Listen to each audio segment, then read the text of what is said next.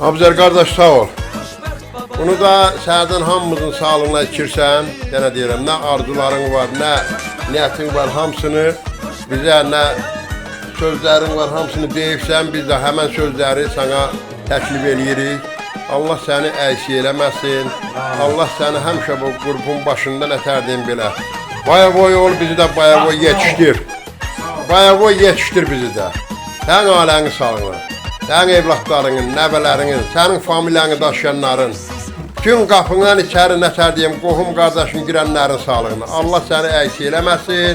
Qardaş, yenə deyirəm, bax bizim bu əskəri yoldaşlarımızdır, hamımızın sağlığına nətər içirsən. Qurban nə qədər əziyyət çəkiblər, zəhmətini halı verirlər, çox böyük əziyyət. Sağ ol qardaş, vurun. Bunu da Abzərin sağlığına, muş olsun. Sağ olun, sağ olun dilə. Allah sizləri var eləsin. Siz varsınız, mən də varım. Sağ olun, muşuzdan.